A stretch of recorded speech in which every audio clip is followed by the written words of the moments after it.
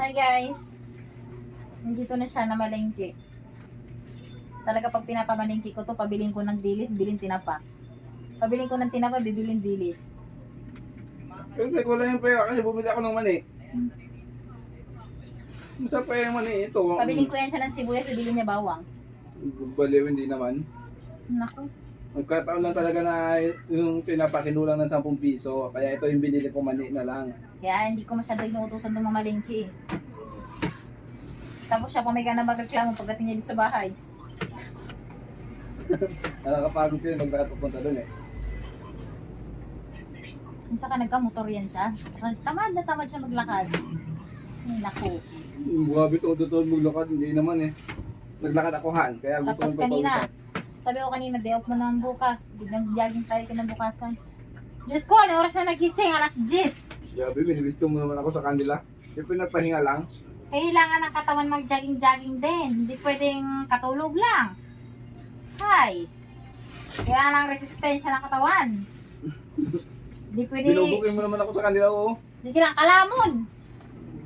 Hindi kalamon yan, oh. Kaya magdikit pa pa ako kay... Para siya uling. Binubong naman ito. Tingin kita eh. Bibila, pag nag-con guys, bibila ko yan siya ng papagluta ko yan siya guys.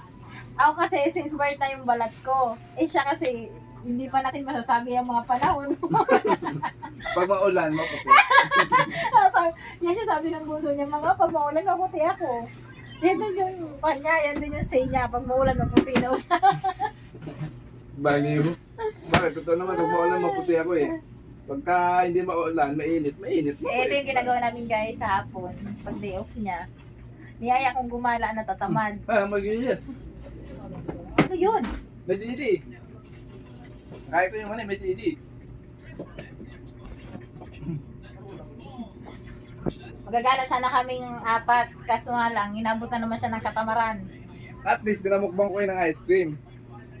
Naku. Anghang? Pinamukbang ko naman kayo ng ice cream. Oh, Imbis na gumala, nagtulog ay.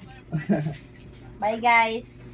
Magbuto muna. At least, ay Andito na siya. yung babaeng pinabili ko ng mantika. Ayun yung tropa niya si Ilan yan? Dalawa. Dalawa? Pasok ka, JR! Di ba?